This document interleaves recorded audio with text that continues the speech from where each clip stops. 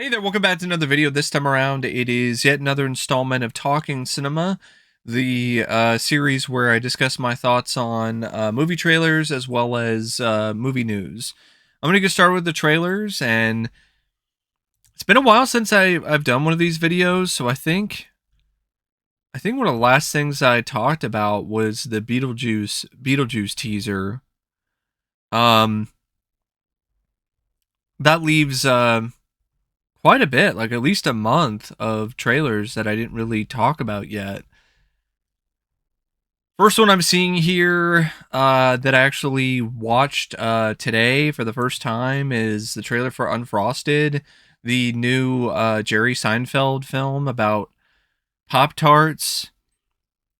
It's like a manic, over the top fantasy version of the design and the overall creation of Pop Tarts with what would be considered an all-star cast like maybe 6 years ago. When it comes to the comedians, it looked terrible. Like I didn't laugh once while watching the trailer. So I'm not surprised that film has gotten bad reviews. It looks bad. Just like Bambi the Reckoning, another one of these films from the same people that did Blood and Honey, but this time around, well, Bambi's in the public domain, so now they're gonna make a Bambi horror film. Looks like shit. Um, Another one that looks like shit is Babes. Here's the thing: I like Alana Glazer. I like her as an actress from Broad City, and this just looks like a Broad City movie, but without Abby. And I'm like, can we just have the Broad City movie? I'd rather see that instead of whatever the hell this is. Where Alana is pretty much playing the same character that she played in that show, but here it comes across as just a pale imitation and just like it's some kind of pathetic attempt to revitalize her failing career. She's made a lot of questionable decisions after Broad City. She was in Rough Night, which was terrible. She was in that really bad ad campaign for was it Bud Light? It was Coors or some kind of beer company where they're all like, "Hey, turn in all your sexist advertisements, and we'll take care of it." So yeah, she's made a lot of bad decisions creatively, and this looks like another one. Another bunch of forced gender politics bullshit. It really looked like it would be a rough watch. Much like Rough Night, which I think is still one of the worst comedies of the year that it was released. What is it with all these comedies just having to be woke now, or like why? We don't need that. Just be funny. Maxine, I love that trailer. I am really looking forward to that film. That movie looks crazy. I love the style, the look, the flair of it. I'm a huge fan of 80s horror.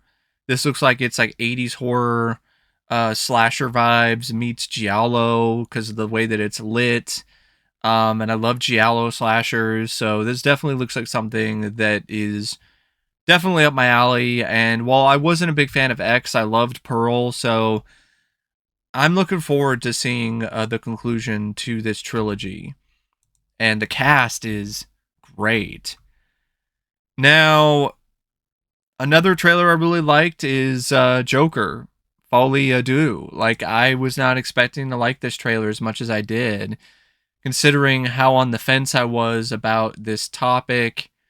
You know, the idea of a Joker sequel. This trailer won me over. I know it still hasn't shown how the musical aspect's going to fit in, and I'm still not 100% sure about that. But I loved the trailer because it was just such a visually breathtaking trailer. The trailer just had unbelievably amazing cinematography and direction. It looked like Joaquin Phoenix is picking up where he left off, performance wise.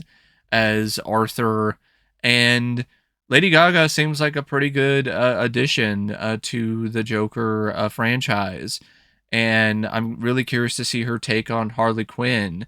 And the last shot of the trailer where they perfectly lined up the lipstick on the window with Arthur's smile, that is pure Kino stuff. Like that is just so awesome from a film lover's perspective. You know, from somebody who just loves the way that filmmakers are able to showcase storytelling and to really emphasize the visual medium the way that they do. So I just thought that was just a great shot, and seeing that whole trailer in IMAX was incredible. Like that trailer made my jaw drop, and the IMAX trailer. So I am really looking forward to that. And seeing it on the biggest screen possible. I'm not looking forward to Transformers 1 though. Uh 1 as in number 1 because it reeks of piss. Like this was just a really bad trailer. It was not funny. It looked like Paramount is taking the Mutant Mayhem approach, but now applying it to Transformers with all the quips and all the weird tonal shifts. The animation, I didn't think it was that impressive. At times it was okay, but at other times it looked kind of cheap, like something you'd see on Netflix. The voiceovers, just a lot of force trying to be Marvel, trying to be Guardians of the Galaxy. It didn't work for me at all. And I'm not even a huge fan of the Transformers franchise as a whole compared to other people. So um, I can only imagine what diehard fans were feeling while watching that trash. I am a fan of Garfield though. I grew up reading Garfield comics and watching Garfield and Friends. I don't like the trailers for this new Garfield movie. I know it's going to be a huge hit. It's going to be an absolutely gigantic smash hit because cats are still very popular. Garfield's still popular enough. It's going to do a gargantuan box office overseas. Um, when you factor in how that market is, but I just felt it didn't look like it was that funny. The animation looked okay, I guess. Chris Pratt to me is just a really bad fit for Garfield. I don't buy him as being sarcastic enough. He turned out to be okay as Mario, but Garfield is just not a good fit for him at all, if you ask me. Say whatever you want about the Bill Murray movies. Like Bill Murray was a great casting choice. Like that was perfect. He was like the perfect voice of Garfield after Lorenzo Music passed away. And this just looks like a generic Illumination movie. That's what it looks like. It looks like, oh, okay, it's this Despicable Me, but with Garfield. Like that's, or The Secret Life of Pets, but with Garfield. Like that's what it looked like to me. Like it didn't impress me at all. And I like Garfield. And I should want this movie because the other Garfield movies are so bad, and this is animated, but it just didn't do it for me. I'll give it a shot. I'll give it a chance. I don't know if I don't really don't know if I'll see it in the theater, but I'll give it a chance eventually because I'm a fan of the character and you know I like Garfield, so it's definitely something that I'm gonna give it a fair shot. But it doesn't have a good first impression. Trap, the new M Night Shyamalan movie.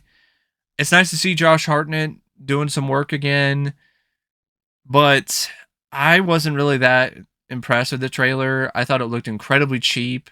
It looked like it was shot on a cell phone. It didn't look like it was anything different than any other sort of vlog you would see from a YouTuber, and I think that's intentional. But as a result, it just makes it look like a YouTube short, and I don't really think that's necessarily the right vibe. The fact that the twist is revealed early on that Josh Hartnett is the killer, and I know that that's not going to be the only twist, knowing M Night Shyamalan. And just the idea of them being trapped at a concert just really doesn't do much for me. So it looks like a generic thriller to me. It looks like something you would find on YouTube or Tubi for free to watch with ads. Like that's really what it looks like to me. It doesn't look like a theatrical film. Now, the next movie that I want to talk about definitely looks theatrical, and that's Deadpool and Wolverine. I know I expressed my disappointment with the teaser trailer for Deadpool and Wolverine, and I stand by that. I don't think that was a very good teaser trailer. This second trailer, though, was amazing. This trailer was awesome. Now I'm fully back on board with Deadpool and Wolverine. Now, is there a chance that Marvel could still screw it up and Disney could still mess things up here? Absolutely. Like, that's still a possibility. And I still have that in the back of my head. But I can't sit here and lie to you. I thought that trailer was incredible. It's honestly one of the best trailers I've seen this year. I loved it. Let's fucking go. I can't express how much I absolutely adore that trailer. Like, just the shots that they showed of Wolverine and Deadpool on the screen together, just walking side by side. That's the stuff that, cinematic comic book adaptation dreams are made of. And Ryan still has it, and then some when it comes to his comic timing. The the whole meta stuff really worked. The references to phage and how they can't say cocaine, they can't do cocaine. Do you want to build a snowman? Yes, but I can't. Like, I really genuinely admired that trailer. I thought that trailer was awesome. It was so much fun. I'm really hyped for Deadpool and Wolverine now. And I mean, I was so hyped that I actually went and I bought this hat from eBay recently because I didn't have a Deadpool hat in my collection because the one I had previously, it got worn out. So I decided to, hey, I want to get another one, and I saw this one on eBay. I thought it looked pretty cool, and so I decided to get it. And man, I can't wait to see that movie. Like, I am so fucking hyped. Let's fucking go. Like, as a huge fan of Deadpool, I've been waiting for Deadpool 3, another Deadpool film, for a long time. And to have Hugh Jackman and Ryan Reynolds together, that's a dream come true because the two of them, they have been wanting to do, well, at least Ryan has been wanting to do something with his friend Hugh for a long time. And he always wanted it to be a team up with Deadpool. I know a lot of people are upset that, oh, it's going to ruin Logan, or it's going to do this and that. But Ryan was trying to get this duo on the screen before Logan. So this isn't something that was just a cash grab by any means by Ryan Reynolds. Like, this is something that Ryan wanted to do, not necessarily for the money. He wanted to do it for the opportunity to give the fans what they want, but also work with his friend Hugh in this capacity. And the two of them just already in the trailer have this just unbelievable chemistry. So I think this film, I think it could be absolutely spectacular if they nail it. There's a chance that they could slip up a little bit or slip up entirely. Um, but I I just I just loved it. I thought that trailer was amazing, and the usage of Madonna's "Like a Prayer" was just, oh god, that was chef's kiss material. Um, the rest of the trailers, I mean, they can't live up to Deadpool and Wolverine. I mean, I watched that trailer like 5 times after it dropped. Like, I want to, after I'm done recording this video, I want to watch that trailer again. Um, but The Watchers, from M. Night's, I think it's his daughter, not for me. Atlas with Jennifer Lopez, I like the idea of her out of her comfort zone in a sci-fi action thriller, but some aspects of it were a little familiar in terms of the plot. I'm not so sure about the CGI, but it's one that I might check out sometime on Netflix. Blink Twice, I like Channing Tatum. Gina Davis is in it. I've heard it's kind of like Saltburn, but like a Gen Z version of Saltburn meets like a murder mystery, like Knives Out. I don't know about that from what I've heard about Saltburn. Um, it looked like a visually appealing film, but I don't. It just something about it. The vibes are just wrong. The vibes are just off for me. I like the wholesome vibes though of Robot Dreams, the trailer for that film. Apparently, it's a movie that already came out overseas. It was even nominated for an Academy Award already. And yeah, I like the wholesome vibes of that trailer. It looks like a little throwback kind of film to like some of the old school animation, old school animated films from back in the day. Definitely gives vibes of something that you might see from Japan from like the 70s or 80s. And I still don't know about whether or not like the dog is like actually in love with the robot. I don't know about that. I don't know how that's really gonna work because there's some scenes in the trailer where they're like holding hands and it just looks a little awkward. But it looks like a quirky, fun little movie that I definitely wouldn't mind checking out sometime. I'm looking forward to that more than The Exorcism, which I guess Russell Crowe, after the Pope's Exorcist, he was like, "Hey, what other Exorcist movies can I be in? Oh, The Exorcism? All right, I'll take that. I'll do it." It's so weird that like right after he does the Pope's Exorcist, it's like, "All right, now I'm gonna be another priest in The Exorcism, but this time I'm the one that gets possessed." The idea that it takes place during the filming of an exorcism movie, that's somewhat inspired and interesting, but other than that, like the trailer really didn't do a whole lot for me. The concept I think has potential. Russell Crowe seems like he's definitely trying, but I just don't know about another exorcism movie. Like we don't really need another one so soon. So it just seems like I've seen the movie already. It gives me that kind of feel. Despicable Me 4, I have not seen a single Despicable Me movie. I haven't seen a Minions movie. I know about the Minions because they were just shoved down my throat when the film came out and when all the sequels came out and then all the merchandise and all the trailers and spin-offs. It never interested me because it's a lot of this high energy uh, uh, basically crack for kids, and that's not really my bag. And the trailer that I saw in IMAX before the Fall Guy, it it almost gave me a headache. And also I just hate the Minions. I hate those little yellow bastards so much. I wish they all got squashed into pancakes. Never made a damn noise ever again.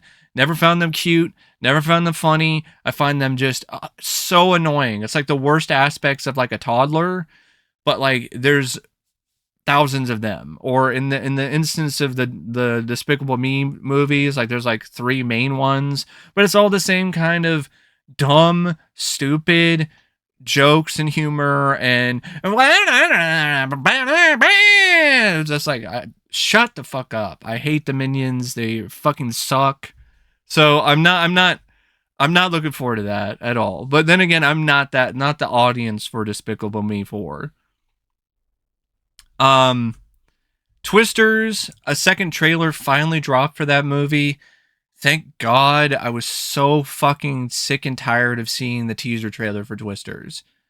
I've seen that teaser trailer now at least a dozen times because it's just constantly in front of almost every single film that I'm going to see at the theater. And I'm just like, I'm tired of seeing this trailer. I didn't think it was that impressive the first time I saw it. It definitely isn't more impressive the 12th time. So finally, they got a different trailer, and I'm still not that impressed by it. But I will say it has potential to maybe be a dumb, fun disaster movie because it's going crazy with things. Like, not only with the twin tornadoes, but there's a whole sequence where there's a fire tornado. I'm like, okay, like if you're gonna do another Twister, you might as well just go balls out crazy with it. And if that's what I'm gonna get with the movie, then I could maybe have some fun with it.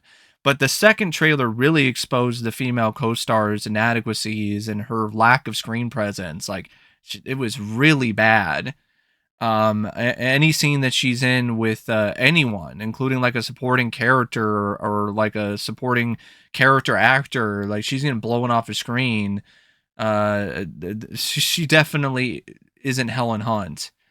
Um, this Helen Hunt held her own with Bill Paxton. I do not see that here at all with this actress and Glenn Powell.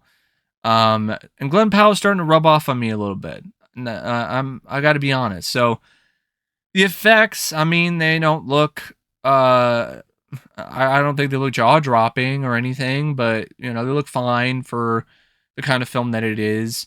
I think a lot of the success of that film is going to be its pacing. It's going to be how crazy and wild things get, like Twister. Because that's one of the big, most appealing things about Twister, other than the cast, is that things just escalate. Things just get wilder and wilder and wilder, and things just get twistier, and you're just like, what the hell is going on here? Like, this is insane. So if they do something like that, and it gets really crazy and wild and just fast and just furious, but not fast and furious, dumb. Uh, you know, I think there's some potential there, but I don't. I'm still very much on the fence with it because at the end of the day, I'm kind of like, we really don't need a Twister sequel, but I'm glad that the first film's getting a 4K with an Atmos track, so there's that. Um, but yeah, I don't know. Furiosa, Mad Max saga.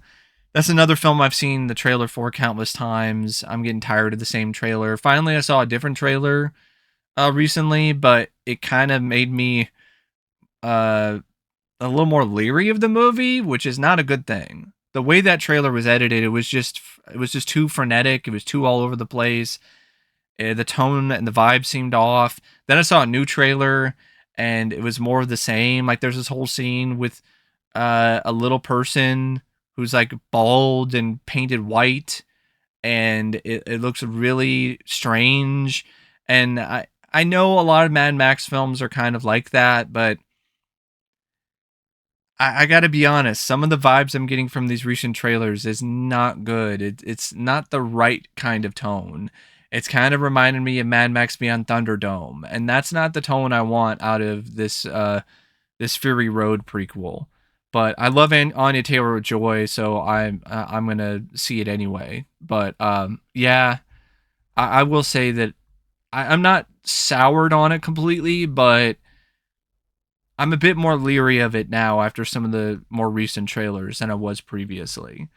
Um, oh yeah, there's also the Mufasa trailer that dropped, the Lion King teaser. But I mean, what is there to say about it? It looks just as flat, just as dull looking visually as the previous live action Lion King remake.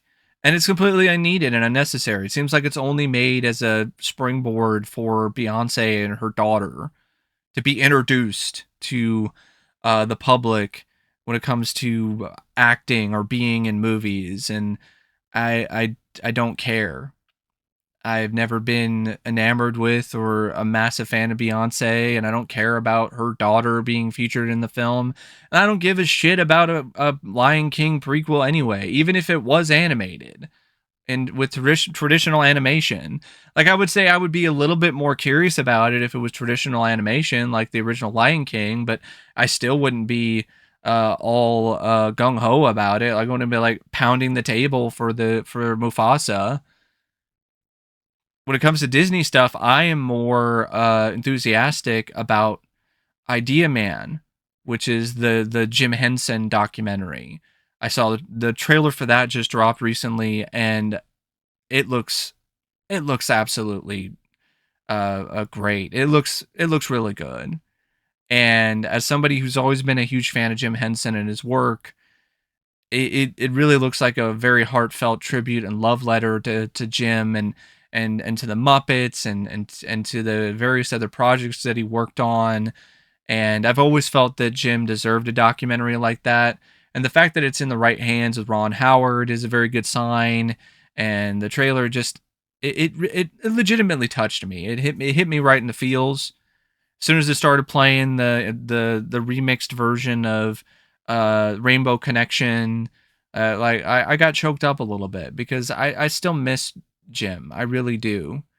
The world, not only of entertainment, but just the world in general, like it lost a genuinely unique soul and a talent, and his creativity and his imagination to this day to me is still unparalleled. And I'm really looking forward to seeing that documentary. If they do it right, that could be like a slam dunk for potentially my favorite film of the year. Like it legitimately has the potential to be that good because Jim was just he was just that special. Um but yeah, that's all I have to say about trailers. In terms of movie news, I mean, you got to talk about the elephant in the room here. The new Superman, the suit pic, the picture of Corn Sweat in his new Superman suit just dropped. It's not a good first look. It isn't. It looks like it was like a leaked photo that somebody shot and took a photo of, like hiding in a closet somewhere. They weren't supposed to to show it to the internet, but now it's leaked. That's what it looks like. It doesn't look like an official photograph. Like it's very grainy and blurry looking, and I'm like, this is your debut. Like even the on-set photos of Wolverine in his costume look better than this, that were shot, by fans or people who were on the set and it leaked online. The design, I don't think the color scheme is that bad. I think the S definitely gonna take a lot to get used to. I'm not gonna go as far as some of the Snyder cultists who have just already declared this film as a failure just because of this one little photo. But I have to admit, it's not a good first look. It also looks like it's photoshopped, especially the background. And so I understand why a lot of people on the internet are just absolutely clowning on this photo. Um, uh, I've heard that it could be just like a battle damage suit. Okay, that sort of makes sense, but at the same time, it looks baggy. It looks like it reminds me of like the costume that you would buy at Party City that gives you fake muscles. It's that kind of vibe. Made out of shitty looking shoddy material. Like it doesn't look good. It looks fan film quality, and that's not the vibe you want out of like an actual theatrical film. Um, I know there's a trailer for the Acolyte, the new Lucasfilm Star Wars movie. That that looked like dog shit. That looked bad.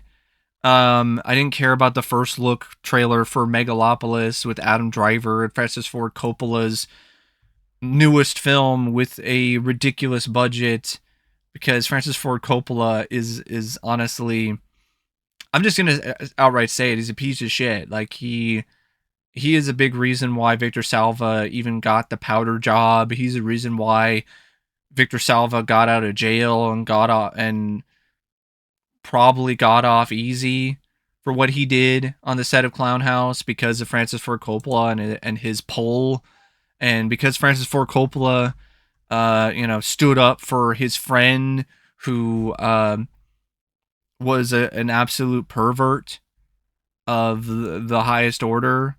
Yeah, I definitely don't have as much respect or appreciation or admiration for Francis Ford Coppola as a director, as a person, as I might have in the past. I'm not gonna outright cancel all of his films. I still like Bram Stoker's Dracula. I still like some other films that he's done, but I'm not ecstatic. I'm not excited about his latest magnum opus, so to speak. Like, I have no really reason to be. Also, he hasn't done anything worth a shit in years. And isn't he the guy who directed Twixt with Val Kilmer? Um, it's not like what he's done in the past decade or two has been worth a shit anyway. Uh, Vin Diesel, I guess he's gonna be back as Riddick again in some movie called Riddick Furia. Like, why? Another Riddick film? Like, the last one wasn't bad enough. Now we're going to have another Riddick film? Just let it go already. I don't understand this at all. Like, why? There's like a Blade Runner 2049 sequel series with Michelle Yeoh. I'll have to wait to see a trailer before I really say anything about that. There's a movie in the works about the making of Rocky that's like going to be directed by Peter Farrelly. I don't know about that either. I don't think we need a movie about the making of Rocky. And I like Rocky a lot. There's some spin-off of The Office that's going to be coming out, which I bet a lot of Office fans are really happy about that. I'm just like, I still haven't seen The Office, either version, the UK version or the US. Maybe I saw a couple clips of the US and the UK versions, but I've never actually seen a full episode of either one. I know the next Exorcist movie, Exorcist Deceiver, it's not going to be helmed by David Gordon Green anymore. It's going to be helmed by somebody else entirely.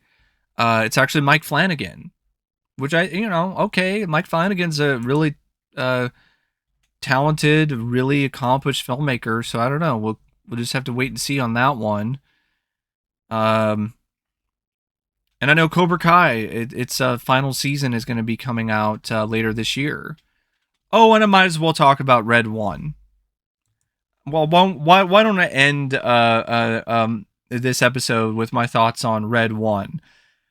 Man, where do I even begin here? I mean, the stuff that's leaking about what's happening on this set, it should make Dwayne Johnson's face red with embarrassment. There's stuff that's leaked from insiders, from people who worked on the set, that's saying that Dwayne The Rock Johnson, he's showing up 7 to 8 hours late almost every day. He is also like not wanting to pee in the public restrooms for some reason. So instead he pees in water bottles, and then his helpers, his interns, they help him, his assistants, they help out with that. And I'm like, man, like I can only imagine like what it would be like if you were working as an assistant to The Rock, whether it's paid or unpaid, and all the things that you're thinking about in terms of like how this can be a step forward in the right direction so you can get your foot in the door and start off on a good foot when it comes to your place in the industry.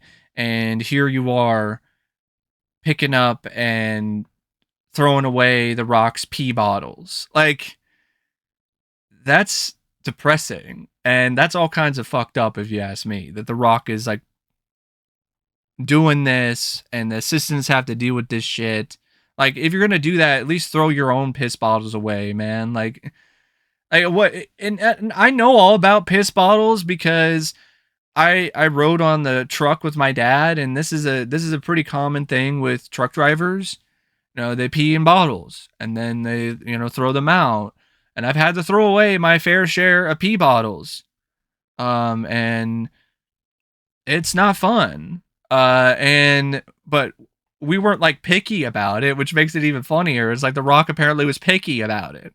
He was picky about his pee bottles. It's like, can't be a Gatorade bottle, can't be an Aquafina bottle.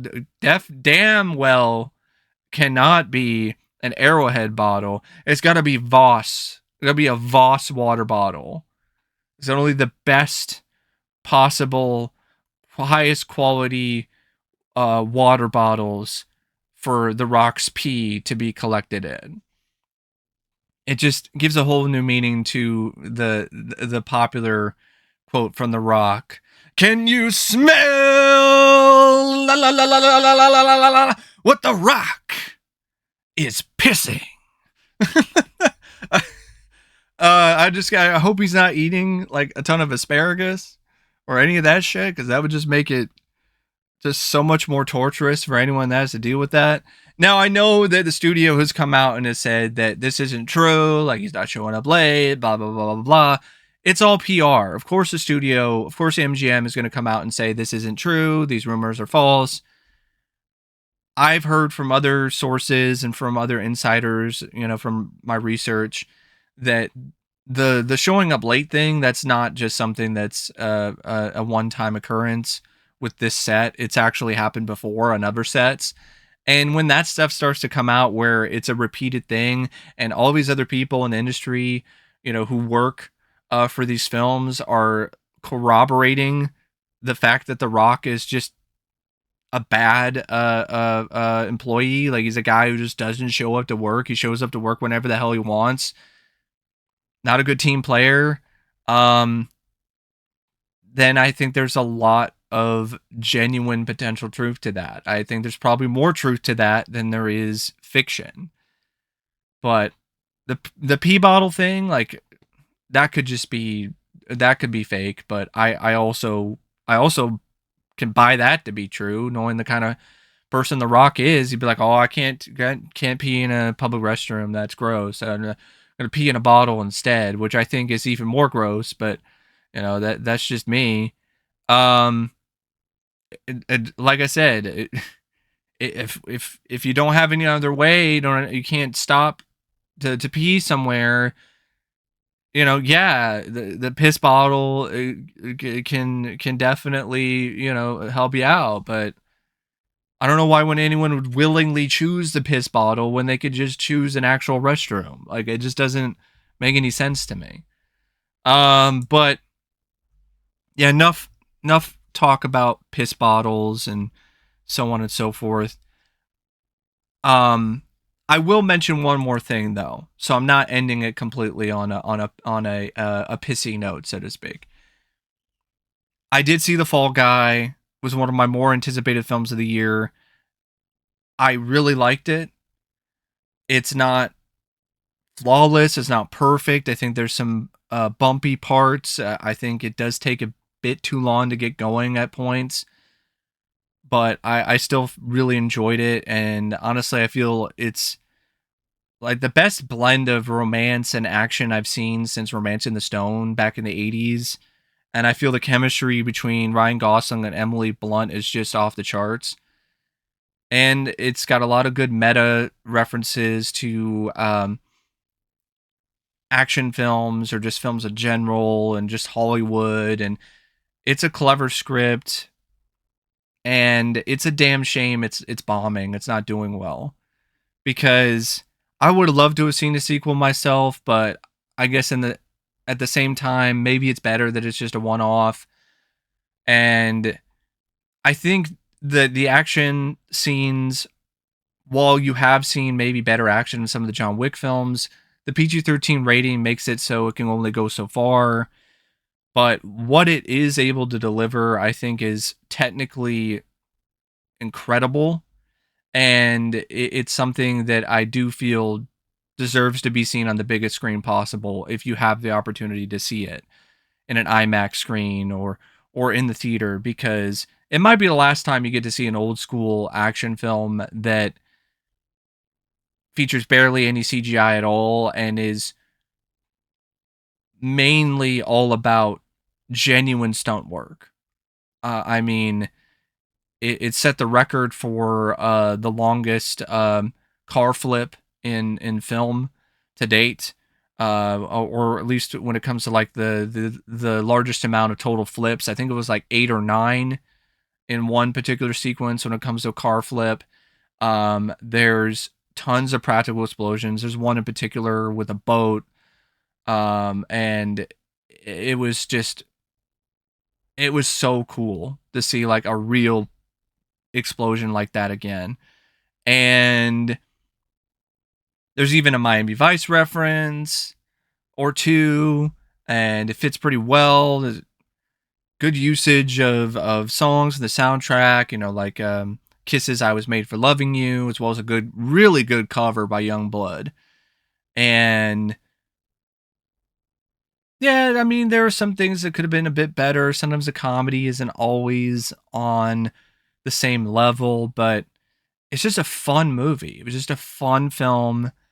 And there's even a fun love letter to the original Fall Guy with Lee Majors and Heather Thomas in the mid credits for all of you original Fall Guy fans. And You could definitely see that David Lettich put his heart and soul into it because he was a former stuntman and he really wanted to showcase the unseen um, stuntmen, the stuntmen and women in Hollywood, and really wanted to give them a film that just showcases their strengths in so many different ways. And I think he really did provide that. And I'll share more of my thoughts on the Fall Guy in an actual review in the future. But I just wanted to give a little brief little review there because I wanted to put that out there because it's just a shame it's underperforming, and I think it deserves better. And I'm hoping that with some good word of mouth from a bunch of other people, maybe it might have some better legs. Because yeah, it's based on an old IP, but The Fall Guy is a series that's been kind of forgotten about, lost to time, unless you're talking about like diehard fans of the show. I mean, it was only released on DVD when it comes to like the first two seasons. Seasons 3 through 5 were never released on DVD. So it's not even available on streaming, if I remember correctly. So it's one of those shows that it has kind of been forgotten by time. And if we're talking about films based on IP, this is a really good script because it doesn't come across like it's just a ripoff or it's just remaking scenes from the TV show. Like it actually is something more along the lines of 21 Jump Street, which I also really enjoyed. So it is. It sucks that it's not doing well, and it sucks that another Planet of the Apes movie is probably gonna do gangbusters in the box office instead of the Fall Guy. But it is what it is. But anyway, that's all I have to say. I know it's been like 40 something minutes, but a lot of these talking cinema videos tend to be a little bit longer.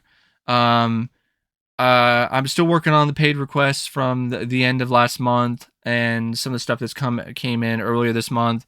I'll get them out within the next couple weeks. Next review is going to be of Immaculate, the Sydney Sweeney horror film. Then I'm going to start really knocking out a good amount of these paid requests. Hunchback of Notre Dame, some stuff for Brock, and so on. I also want to do some reviews of like The Fall Guy, Civil War, Late Night with the Devil. I got an AI video about AI in the film industry, a little rant on that topic that I think you might find interesting.